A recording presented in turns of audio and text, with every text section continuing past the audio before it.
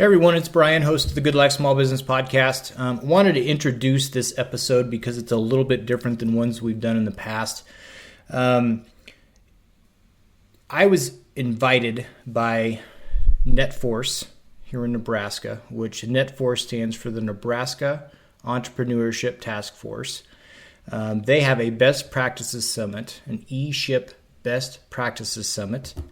And they invited me to come and moderate a panel of former podcast guests just to kind of talk about their journey, where they're at, and it was a lot of fun. And so we went ahead and recorded that, and I want to be able to share that with everyone. You're going to recognize these names if you have been listening to the podcast.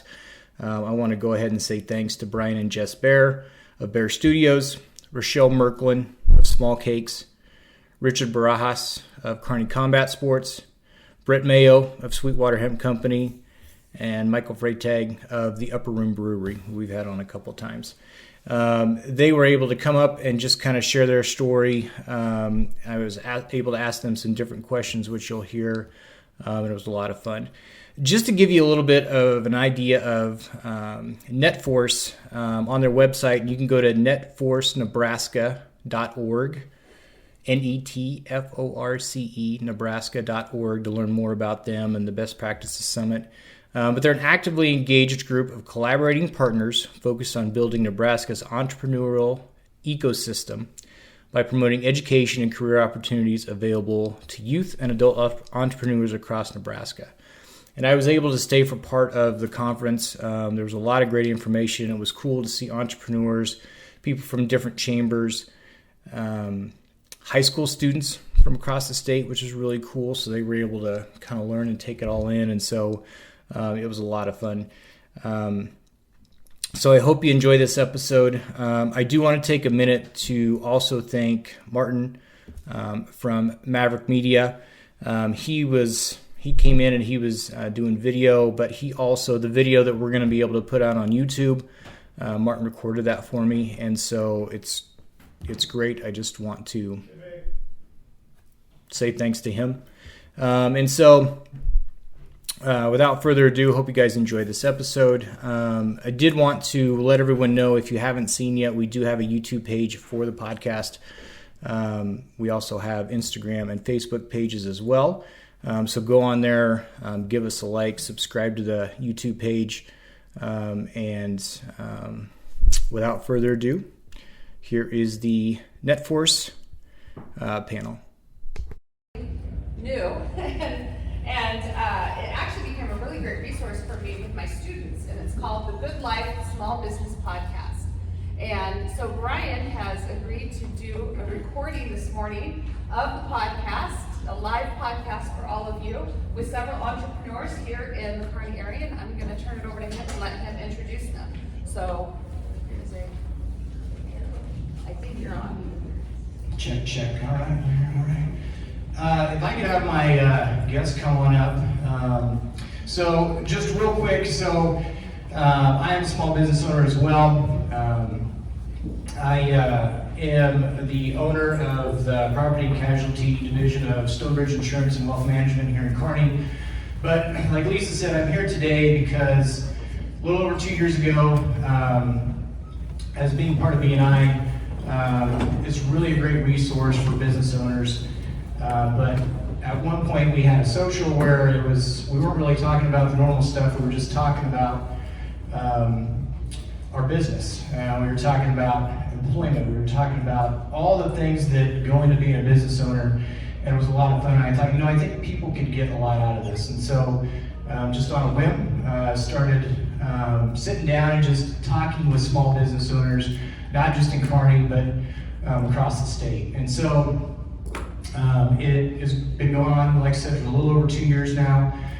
If you want to check it out, it's the Good Life Small Business Podcast. You can find it pretty much anywhere you get your podcasts. You can find us on social media, YouTube, things like that. But today, I have 5 businesses that have been former guests on the podcast. And so I wanted to bring them up here and just kind of talk about, there's questions that I've asked all of them for the podcast, but I've got some different questions that I want to talk to them about to just kind of get the pulse of where they're at right now with kind of how things are in the economy and what they'll be looking forward to in the next year. So I'm going to give them an opportunity to introduce themselves. If you guys just want to introduce yourselves, your business, and how long you've been in business. My name is Brian Bear. We own Bear Studios, a portrait photography business here in Kearney, and been in business for 27 years. And we're the only couple, I guess we're a couple, and then everyone else is a solo, but this is my wife, Jess. Hello, and I've been here in Kearney for about 4.5 years now with Brian. I came from Omaha with my own photography studio, and we've joined forces now and loving working together. Hi, good morning. I'm Rochelle Marklin, and I have Small Cakes of Kearney and Small Cakes of Omaha and Papillion, and I've been in business total in Omaha for 8 years, in Kearney and 7.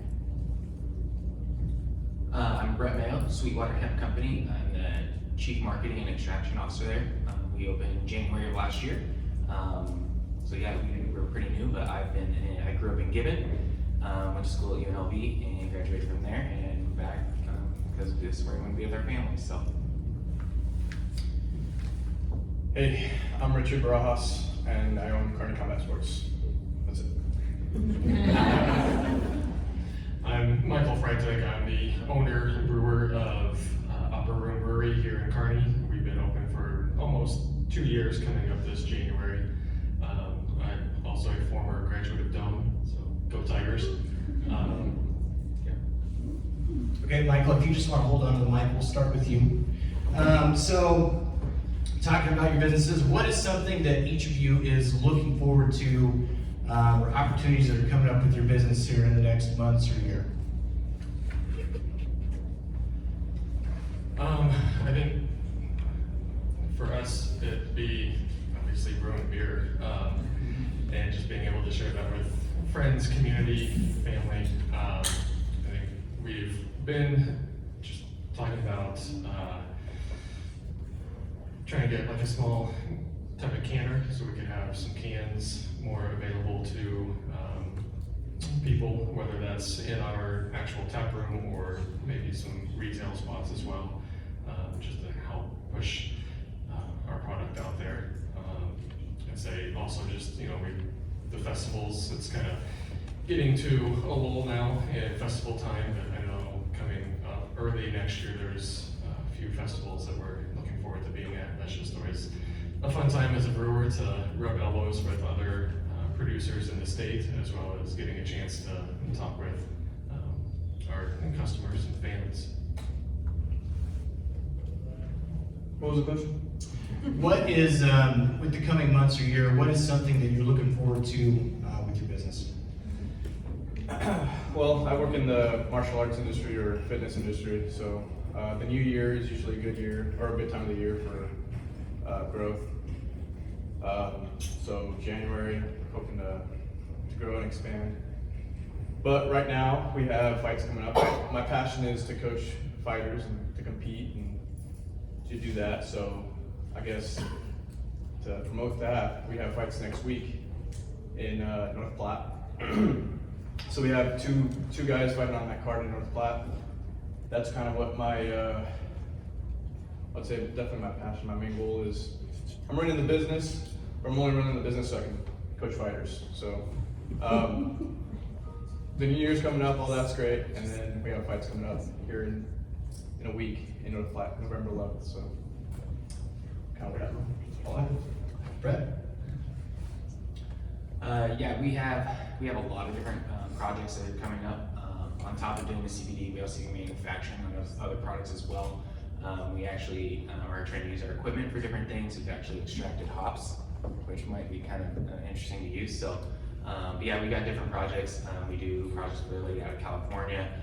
We're also working at doing maybe a joint venture with the guy in Texas. So, lots of products, new projects happening all the time. Well, we were at the mall for 6 years, and so we just moved about a year ago, centrally located in Kearney, right off of 2nd Avenue. So we have 3 times the size of what we had at the mall, so we're able to expand. We've started doing to-go cakes, which is really nice. You can come in and actually get a cake, other than just special ordering. We do cupcakes, we do cake pops, we do anything really that has to do anything with cakes. But this year, we're going to start expanding into cookies. So we're gonna do gourmet cookies. We do gourmet cupcakes, so why not do gourmet cookies?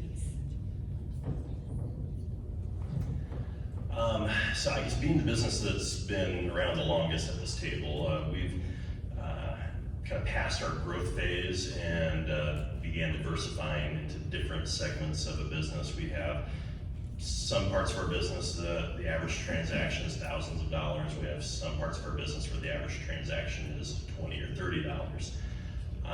The next few months we're gearing up for Santa at the mall. So that is always a fun time, but being an entrepreneur, you are just like, I gotta be the one in there. I'm the control freak that wants to make sure everything is just the way I want it to be. But for me, the challenge and the exciting thing for the next few months is we've hired a team of people, everybody from Santa Claus to the elves to photographers to our sales people that are going to be handling the process. So I kind of feel like I've set up a franchise system, I'm going to train my staff, and then I'm going to step back. That's going to be the hardest part, is stepping back from the business and not being in there going 120 miles an hour with my hair on fire, because that's what I love to do. So that's going to be the exciting thing in the next few months for us. We'll see how that goes. So, being an entrepreneur, small business owner, a lot of days are great because you're doing what you love. But there's some days that aren't great, no matter what you do. And so, if you could just tell the crowd, we talked about what you're looking forward to, but what's one of the biggest challenges for you right now?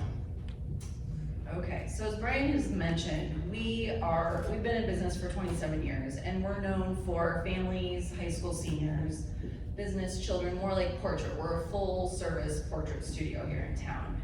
And our biggest challenge right now is we're learning how to diversify our brand into that volume part of photography, where creating relationships with schools, specifically like superintendents and AEDs, they've got really good gatekeepers.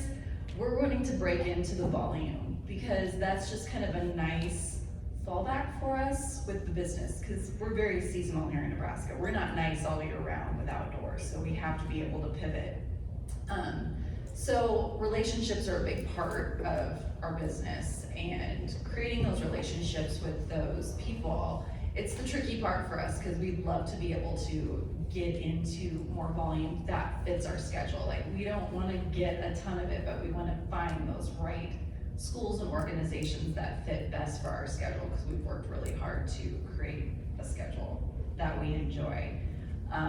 And with that said, being more of a mature business and being entrepreneurs, we love the growth part of it, because there's a lot of excitement with the hustle and creating something new and meeting new people. Like, that's just something that we love to do. So with learning to diversify, we're still getting that hustle and growth feel with learning to do new things and add new people to our work. I would say for our industry, one of the hardest things is, especially this last year, 2 years, has been finding enough help in order to stay open and produce what we need to produce. We have the customer base is having the right amount of employees. And so I can say right now we are finally fully staffed and trained, and life is smooth. But it wasn't always that way this last year. And so we just getting people in there and getting them trained so we can give good customer service. Another thing, as far as like everyday type of thing, is just trying to, when we're taking cake orders per se, trying to get what one person is thinking into what we're trying to get from that to do their cake exactly the way they want it. And sometimes you can't always please your customer. You need to always try to please your customer, because customers are first, they're always right, no matter what. But I'd say that's our hardest. I would say our most difficult thing is just educating people on what we do and make sure it's all legal. We get people from all different types of life, from college kids all the way up through 90-year-old people looking for pain relief or anything like that, and just educating them on what we do. Everything we do is fully legal. We do everything we're supposed to do above and beyond that. And then finding help is very, very hard. We work really hard at that, trying to find the right people to work with, especially when working out of state and stuff like that, just finding the right people to work with to help you build your brand. But educating people definitely is a day-to-day thing. We wear lots of hats because we're not very many employees at our company, but I feel like I educate, do tours, do things like this just to educate people, let them know that we're out there, and we do something different that nobody else in the country does. So just getting people out, educating them, and teaching them about CBD and everything it can do for their bodies. So. Yeah, I guess the common theme is just learning to discern on which employees to hire or which people to trust with your vision and with your business. So that's probably the hardest thing right now for me, is to discern which coaches to trust with my baby, to hand it off and trust that their vision is in line with my vision and their passion is in line with my passion. I think probably the area I've struggled with is maybe trusting the wrong people. Not necessarily that they're malicious, but they don't have that same passion and desire, and things just don't click or mesh well. So this past year, I think that's been the biggest thing, just trying to be more discerning on who to trust and how to navigate through that. Definitely been an obstacle. So. Yeah, I'd say for us, it's driving traffic into our tap room. We feel like we've thrown everything but the kitchen sink just to see what would stick as far as events or social media advertisements and stuff of that nature, just to get people in the door. It started off with a bang when we first opened, and was great, but we just got to continually push events and new beer and stuff to get people through the door, which can be fun at one hand, trying different things, but on the other hand, you just get tired of trying new things to get people to come in.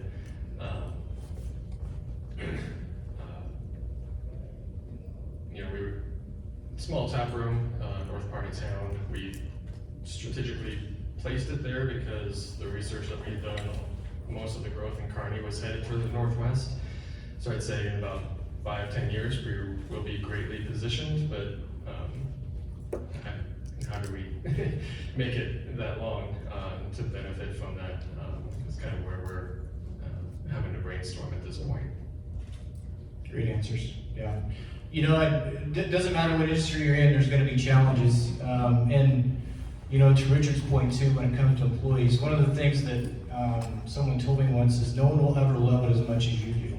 And that's kind of a hard fact to take in, that no one will have the passion that I do for this thing, but I've got to trust them to help me grow it. So there's difficulty there, but I think too, one of the things that I've learned is that being able to help people along and help them find their passion and help them find something that they're really good at is really rewarding when you can find that person. And so it's a delicate balance. So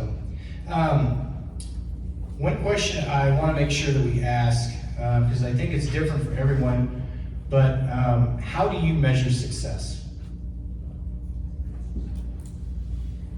I'd say right now for me, being successful is being able to pay my bills and my staff. And if there's a little bit left at the end of the month to add to my banking account, then great. And so that would be one aspect, but then just also success being, having people come in and enjoy your beer, your product, and get those regulars that keep coming back as well. that's a tough question. Success usually means dollar bills. So I would say if I'm making a lot of money, then that's pretty successful. But lately, I think what I'm realizing is that money's gonna come and go, but really building that community around me, of people I'm impacting or they're impacting me, and kind of like I'm impacting a lot of kids because I coach kids, and just seeing their growth throughout the years has been really rewarding. But also, the older people I'm around take me under their wing and kind of just teach me about life. So I think the community has probably been the most successful thing I've been able to build, probably. So. Yeah, kind of like he was on the end, we're really new. We kind of go month by month. We want to build our brand, also build, our networking and see, who we can work with to keep building our brand, our retail brand, and then our business as far as developing new products for people. We also co-package a lot of stuff too. So helping people reach their goals is also something we really like to do. So we've done everything from helping create recipes for things and doing stuff like that. So not only helping us be successful, but helping other people be successful is very important to us. Yeah, definitely. If I was in it for the money, I would have been out of it a long time ago. I'm lucky enough to have a husband who is retired military and all that, but success to me is just working with customers and having those return customers, hearing how happy people are with our product, and not even just customers, but it's your employees going to work knowing that they are happy and having a good work environment. All of that to me is success. When we saw this question, we were thinking, like, do we answer this in like dollar amounts, or is this like work life real, like what fills your bucket? And all of us as entrepreneurs are like, you said it right, Richard, like it's community. And when you start helping people and impacting it, and we're both going to answer this, but for me, it's that we get to work together. We're a husband-wife team, and some people are like, oh, how do you do that with your husband 24 hours? It's great. I get to be with him all the time, which is awesome. And we get to run a business, for our business hours, and then we shut it off when we're done, and we get to be a husband, wife, and a mom and dad, which is really important to us. And everything is transparent. We bounce ideas off each other all the time. And a big thing for me this year is we have a 7th grader, and she's starting to get really involved in school, and we haven't missed a thing. We got to go to everything because we have systems in place and people in place that help us and support us. So I feel like being successful is having those employees that believe in what you do and are there to support you, and they are basically part of your family. And it's also nice being able to go to sleep at the end of the day and not stress and ruminate about things about the business because it's working. So that's what success is for me. I would just point to the stress in my life, or as a measure of success. Am I waking up with stress? Am I going to bed with stress? And if I'm not, then that to me is a successful moment right there, that I'm not stressed out. Also, I feel like having time to be well-rounded. As entrepreneurs, we're like, you mean I have to work 128 hours a week? Oh, okay, I'm down for that.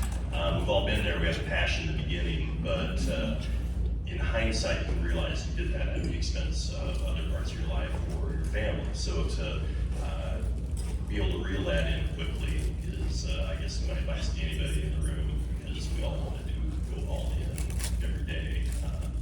And have some time for yourself to do things that don't necessarily affect your business. I make it a goal to travel and take at least one trip a year and have a little side passion project that has nothing to do. And that's my reward for myself when I accomplish something within the business. Yeah, so you can see a broad range. It's a matter of new businesses doing everything they can to get people in the door, to keep the doors open, building community, to businesses that have been around a while and kind finding the next step. That's the fun part about being an entrepreneur, is there's always something new. It doesn't matter what stage you're in, there's always a new challenge, and you're always trying to figure that out. So last question. We got a couple months left of 2022, but now is also a good time to kind of look forward to the next year, what goals you want to have, what you want to achieve. So for everyone here, what advice would you give to the audience? Tricks that you use, what you've done in the past about goal setting for the next year, and just, moving forward. Okay, this is my happy place. I'm a planner. I love to set goals. Brian is our visionary. I'm the one that helps him execute them. We write down notes. So, first thing, when you're setting goals, set them to be attainable. Some people have these really big, lofty goals, and if you don't reach them, you feel defeated, and then you're done, and you move on to the next thing.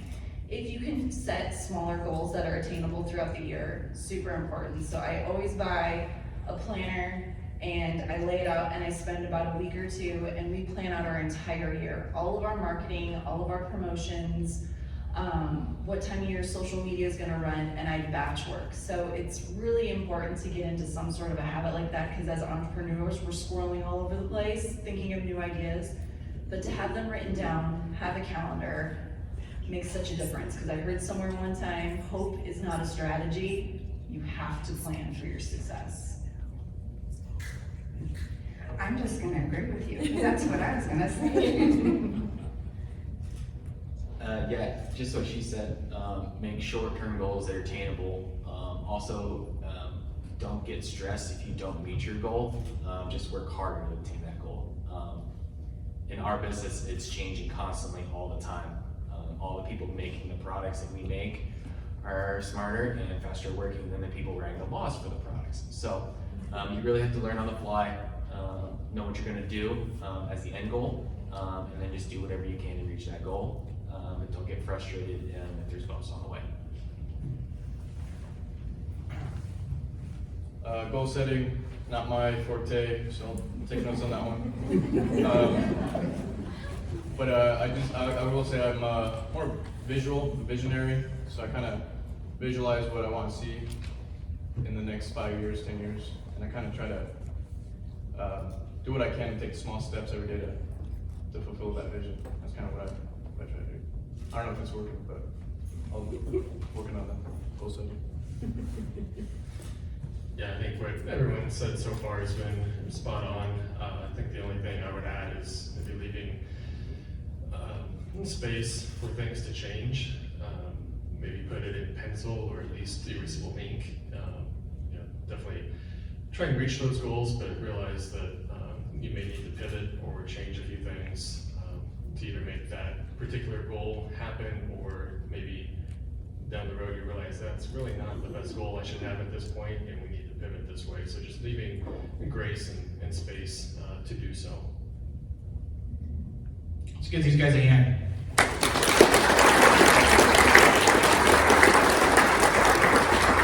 Thank you guys for coming in, taking time out of your day to share a little bit. Thank you to everyone out here. Very gracious. If you want to know more about the podcast, I'll be hanging out.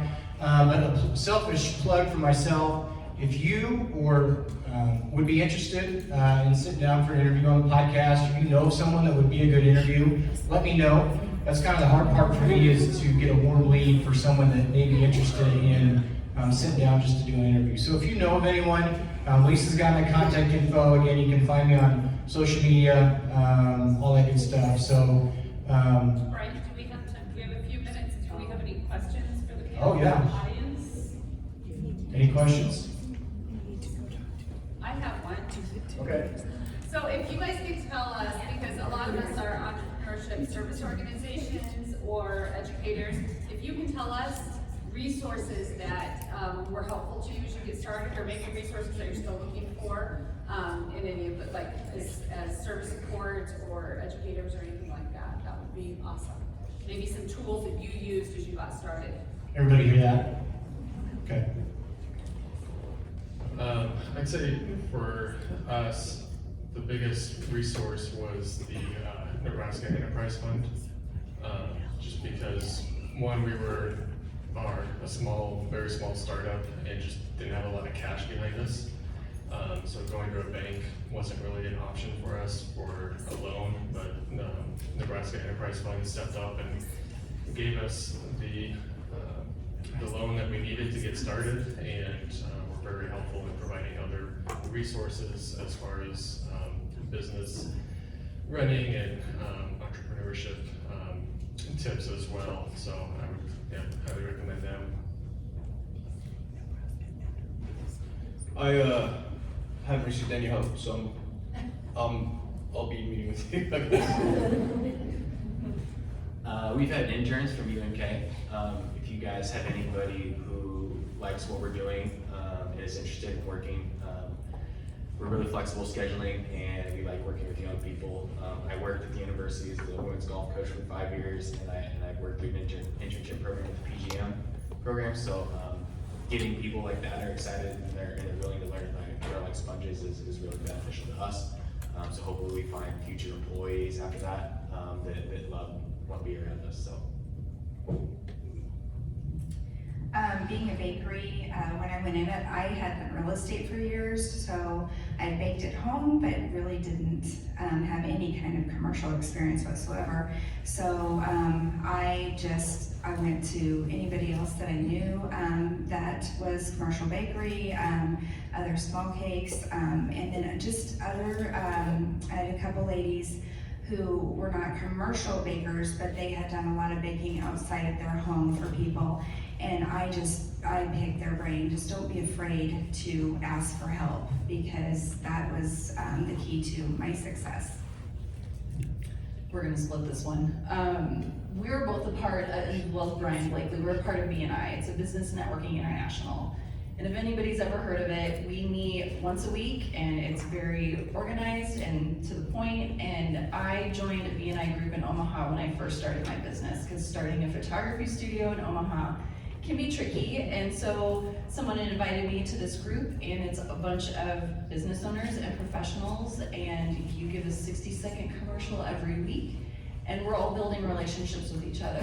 So a lot of my business, when I started, obviously came from friends and family that I knew, but then I got into this whole circle of business professionals that had other circles and networks that let me be a part of that. And so that really helped me grow as a business and to learn to meet other business professionals in the community that were all completely different. So don't be afraid to join some sort of networking groups to meet other like-minded professionals. So BNI has been really helpful for us. When I first started, I found our state association of photographers, and whatever industry you're in, there's likely an association for that specific.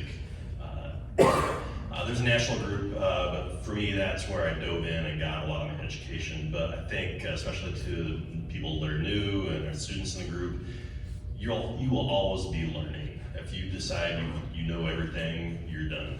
You need to always be learning. So I'm constantly reading books. I usually read about 12 to 15 nonfiction books a year. I'm always listening to podcasts. And something that is available, if you're actually available to anyone, but we're in Nebraska. I bought one share of Berkshire Hathaway B stock, not the A stock. So I parked $150, and I get to go listen to Warren Buffett once a year. If you haven't done it, it's amazing, and it's something that gets me excited every year to always be learning about something, and have a visionary like that that you can drive 3 hours down the interstate and sit in the room with. It's really priceless. So anybody, you should be there too. Pretty cool. Any other questions? Yeah. To anyone on the panel, who would you think back on, or currently is a primary mentor that really drove you or is currently providing you with mentorship? Brian Barrett. And why? Well, we've known each other since 1999, because I joined the state association a few years after he did. And he was one of those people in the association that was making it work as a big studio.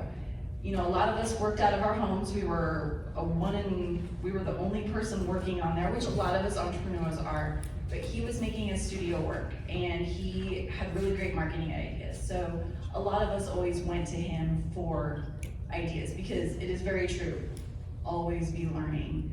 Look outside your industry to learn. So this is a great space to be for us, because we're always going to photography conferences, so it's nice to be here to hear from other professionals and what they're doing and how we can mold it into here. So, not to sound corny, but he has always been somebody that I was a go-to to get like bounce marketing and ideas out when I was starting.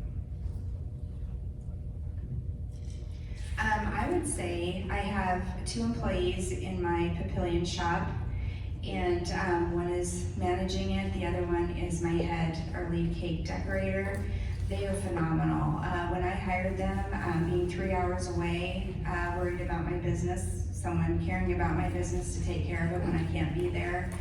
I've had them now for almost 4 years, I believe, and they didn't know each other when I hired them both, and they they are the reason that our shop has succeeded and done very well in Papillion. And they don't have to be there, they don't have to work, they do it because they love it. And they are just a wealth of knowledge to me, so I give them credit for it. I was trying to come up with somebody in particular, but wearing a lot of different hats and doing a lot of different things, you have to have mentors that are kind of specific into whatever you need help in that day. So if it's from training or doing advertising or whatever, just going and doing these things, and then just figuring out somebody that you drive with and somebody that you can go talk to in each facet of your business is kind of what I recommend as far as finding a mentor. So not having one, but having one with pull helps more than anything.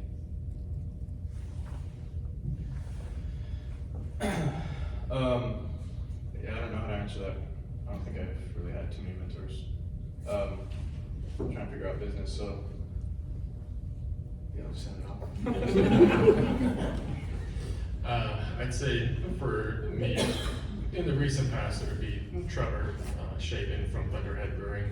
I don't think we'd be open right now without his help, and he's really just been a phone call or a text away if I've had a brewing question or a fermentation issue or something like that. He's been quick to respond and just been able to bounce ideas, whether it's the business side of brewing or just the actual process of brewing as well. Okay, I think that's it. We'll let you guys get a break for your breakout session. Thank you very much, appreciate it.